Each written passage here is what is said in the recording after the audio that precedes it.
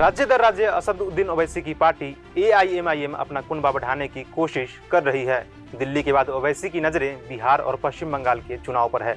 पश्चिम बंगाल का चुनाव होने में अभी 1 साल से ज्यादा का समय है, लेकिन उससे पहले एआईएमआईएम ने अपनी तैयारी शुरू कर दी है, जिसके बाद ममता बनर्जी की मुश्किलें बढ़ सकती हैं। नमस्कार, मैं सचिन कुमार, आप देख रहे हैं खबर फास्ट डिजिटल। असदुद्दीन ओवैसी की पार्टी एआईएमआईएम पश्चिम बंगाल की राजनीति में पैठ बनाने में जुट गई है। ओवैसी की पार्टी राज्य में जोर शोर से सदस्यता अभियान चला रही है। एआईएमआईएम इस बात को जानती है कि पश्चिम बंगाल में 2026 में विधानसभा चुनाव होने वाला है, जिसके लिए अपनी सियासी पिच तैयार कर रही है। बताया जा रहा है कि ओवैसी की पार्टी पश्चिम बंगाल में कई सीटों पर अपने प्रत्याशी उतार सकती है। इसके लिए तैयारी भी शुरू कर दी गई है। हालांकि 2021 के विधानसभा चुनाव में भी एआईएमआईएम ने 7 उम्मीदवार उतारे थे, लेकिन 7 को पटखनी मिली थी।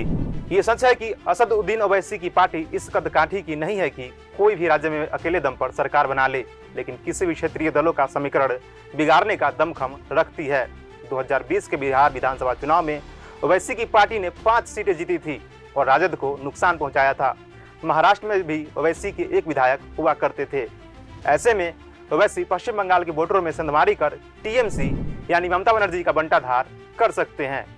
2011 की जनगणना के मुताबिक पश्चिम बंगाल में 27% मुस्लिम हैं, लेकिन एक सच ये भी है कि ओवैसी अपने गृह राज्य तेलंगाना में कुछ ज्यादा कमाल नहीं कर पाए हैं, वह हैदराबाद तक सीमित रह गए हैं। दूसरी तरफ पश्चिम बंगाल विधानसभा में घमासान मचा हुआ है।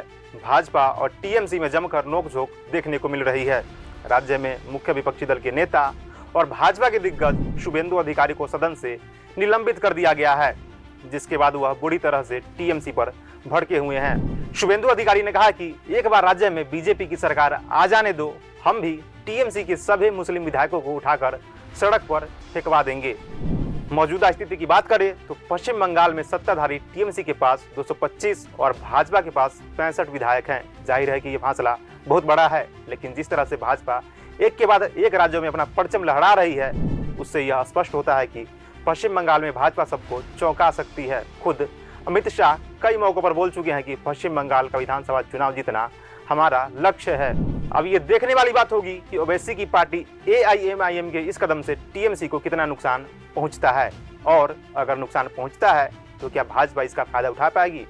इस खबर पर आपकी क्या राय है, हमें कमेंट सेक्शन में जरूर बताएं। अभी के लिए इतना ही। देश और दुनिया की तमाम खबरों के लिए देखते रहिए खबर फास्ट डिजिटल। धन्यवाद।